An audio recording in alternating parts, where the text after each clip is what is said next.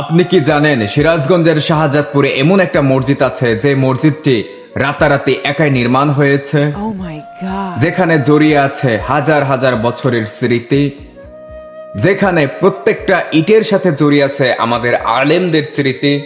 চলেন কিভাবে নির্মাণ হলো সেই মসজিদ, এখন কি অবস্থায় আছে, আজকে তুলে ধরবো এই ভিডিওতে।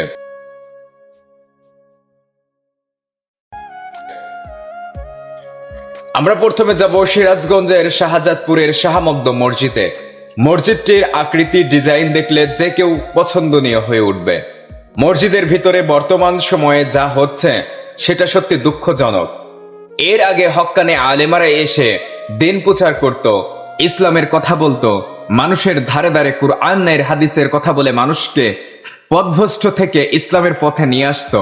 কিন্তু বর্তমানে সেই মসজিদের ভিতরে মানুষ মাদক সেবন করছে, ধর্ম ব্যবসা করছে।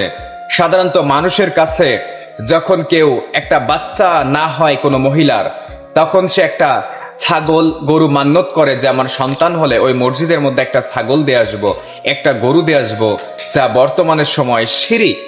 আর হ্যাঁ, আল্লাহ তাআলা শিরিক পছন্দ করে না। এখন সেই শাহমগদম মসজিদের মধ্যে আমি দেখেছি অনেক মহিলারা সেখানে সিজদা করছে, নাউজুবিল্লাহ।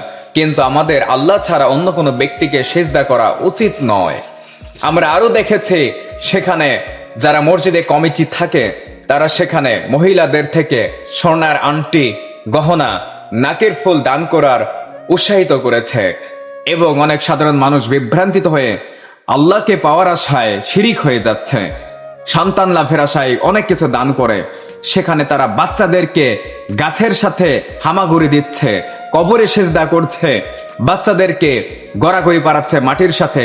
তারা ভাবছে বাচ্চাদেরকে মাটিতে গড়াগড়ি পাড়ালে তাদের হচ্ছে অসুস্থতা ছেড়ে যাবে, কিন্তু এইটা শিরিক। এই মসজিদটা অনেক আগে যখন ভালো ছিল তখন মানুষরা আসতো, আলিমরা আসতো, কিন্তু বর্তমান সময়ে এই রকমটা আর নেই। যদি আপনিও সেই মসজিদটিকে ঘুরে দেখতে চান তাহলে প্রথমে আপনি আসবেন সিরাজগঞ্জ রোডে, তারপর সেখান থেকে আপনি আসবেন শাহজাদপুর শাহমগদম মসজিদে। নদীটি দেখতে অনেক সুন্দর, তার চারপাশে আছে করতোয়া নদী বয়ে গেছে, সেখানের দৃশ্য আপনাকে মুগ্ধ করে ছাড়বে।